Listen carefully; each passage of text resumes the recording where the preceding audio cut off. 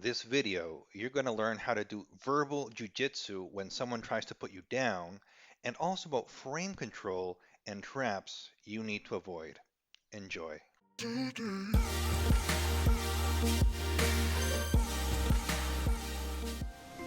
Howard, Anne.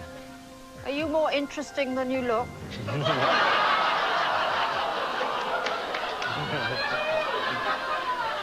It's all in the mind, eye of the beholder, Anne. What do you do? I'm a business development manager for a large bank in the Northeast. Okay. Tell me if there's anything interesting about your job. Absolutely not. No. It's interesting to me, but I'm sure that it would probably go right over your head. Okay. Why Doris? Doris, when she missed the question, she took up a larger amount of time than necessary. Okay, you're always very quick, are you, Howard?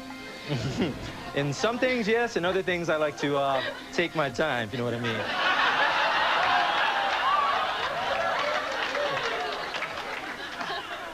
I've absolutely no idea what you mean. What do you mean?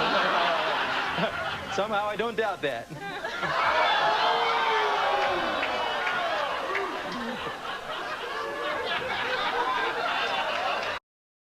Are you more interesting than you look? Basically, she's saying you are boring, you are dull, without actually using those words, boring or dull. She uses the comparative, in this case, more interesting, with than to relativize how he looks. You don't look that great, or you look boring. So basically, Anne is using this imaginary scale to put Howard down. So it's important to notice the two parts of this question, this statement, because that's going to determine the best way to move forward, how to answer it. On one side, she's asking, are you interesting? Prove to me that you're interesting. But the subtext to the question really, it's not a genuine question. The subtext is, you're boring. It's all in the mind, eye of the beholder, Anne. To start off, I'd like to point out that even before he answers the question, the audience is laughing and basically they're siding with her. Like they think it's funny, her comment about him being a boring person, or that at least the subtext to that. And he maintains a confident posture. He's not intimidated by it. He's relaxed, he's cool, and he comes from a positive state of mind. So he has two approaches he can take. He can try to prove that he's an interesting guy, because after all, that's what she asked. Are you more interesting than you look? But that would have been an uphill battle because it wasn't a genuine question. Also, think about the frame that she's establishing. The frame that he's a boring person. If he tried to answer that question, he would be accepting the premise of the question, that he's boring. So think about that before answering a question. What's the premise that they are establishing? What are they insinuating with that question? If you just answer that question, you could possibly be accepting subtext or certain premises or certain frames of that question that you didn't intend to. So that's one thing he could do. But he didn't do that. Rather, he addressed the part of him not looking interesting. And the way he does that is just using a general quote or a general idiomatic expression relating to how looks are subjective. He says, it's in the mind, eye of the beholder. And that comes from the quote, beauty is in the eye of the beholder. Beauty is subjective. It depends on every person. So that's your opinion. So he's not accepting her frame that he's a dull person. That's just your opinion. Another thing I want to point out is that he ends it with using her name. It's in the mind, eye of the beholder. And so we're on the same level. We're on the same playing field. You're not more important than me. We're on the same level. You can't put me down. So I thought that was an interesting way to conclude or wrap up this comment. What do you do? I'm a business development manager for a large bank in the Northeast.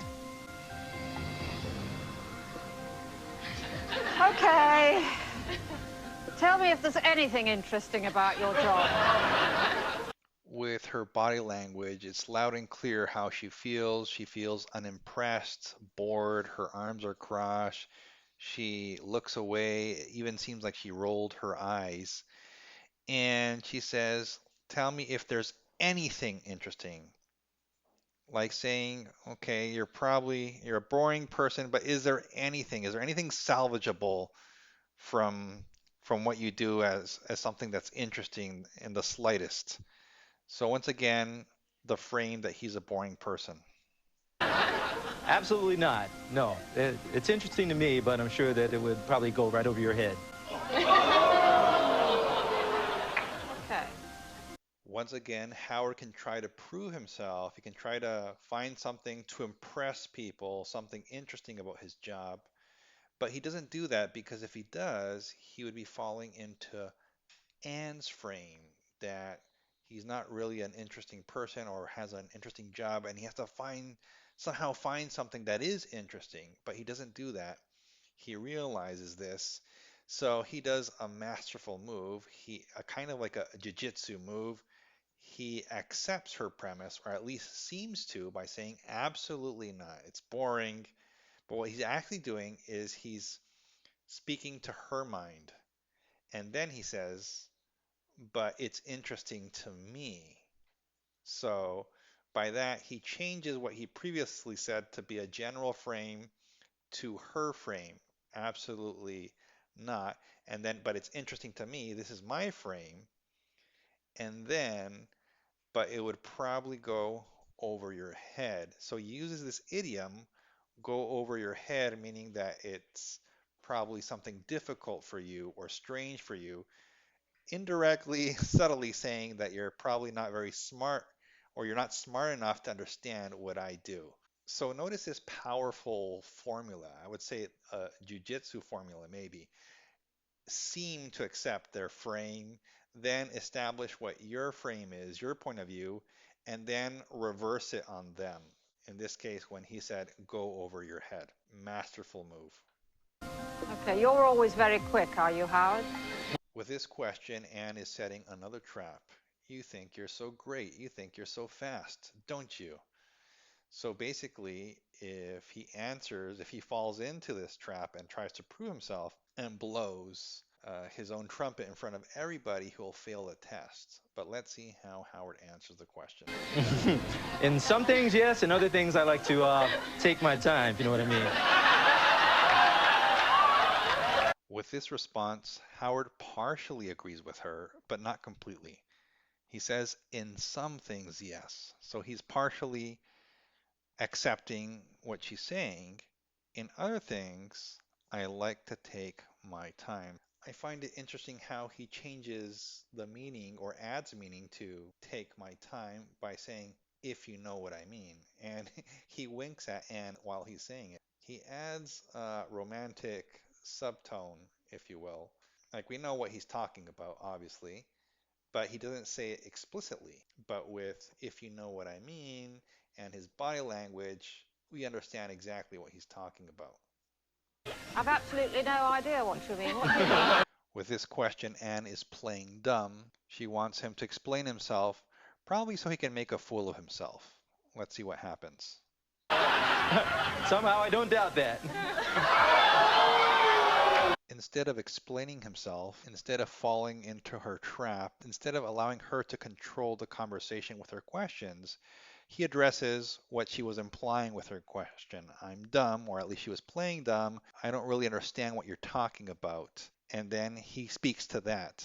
Somehow, I don't doubt that. I don't doubt that you have never had those romantic, intimate experiences. And that's why it was so funny because she was the one that wanted to play dumb in the first place. She set her own trap.